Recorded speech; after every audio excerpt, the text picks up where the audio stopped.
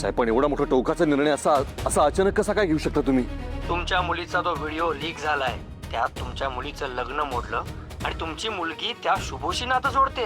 घरातल्या गोष्टी बाहेर येता कामा नयेत. तुमच्या हलगर्जीपणामुळे आपल्या पक्षावर ताशोरे ओढले जात आहेत. या सगळ्याचा राजकारणावर वाईट परिणाम होतो हे तुम्ही कसे विसरलात?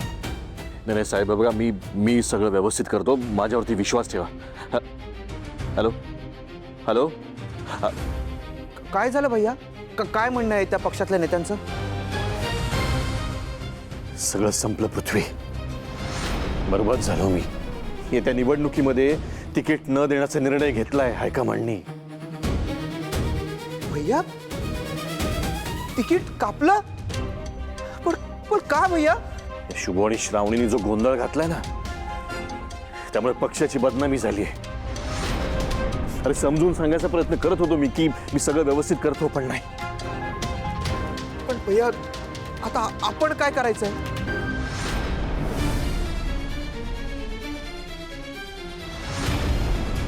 त्या श्रावणीला बोलव, आत्ताच्या आत्ता माझ्या समोर बोलव. कुठे आहे ती?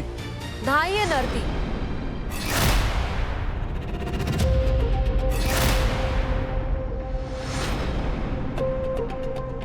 मी सांगतो साहेब, तुमची लाडकी लेक श्रावणी कुठं गेली आहे ती.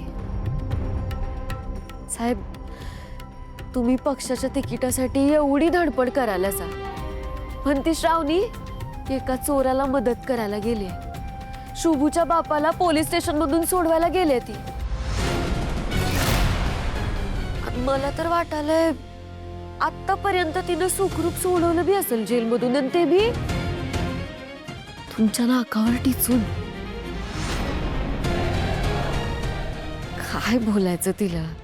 नाही म्हणजे बाप म्हणून एवढी वर्ष तुम्ही केवढं केलं तिच्यासाठी, पण तिला कोण महत्वाचं आहे? शुभू आणि त्याचा बाप.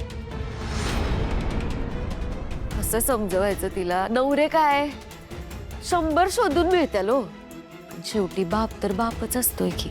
पण मला वाटायलंय श्रावणीला काही समजावून कळणार नाही बापाची किंमत काय असते ती.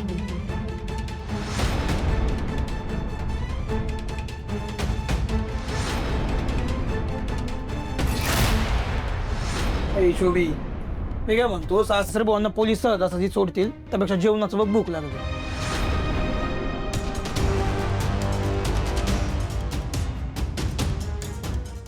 आपण नंतर जेवू काय?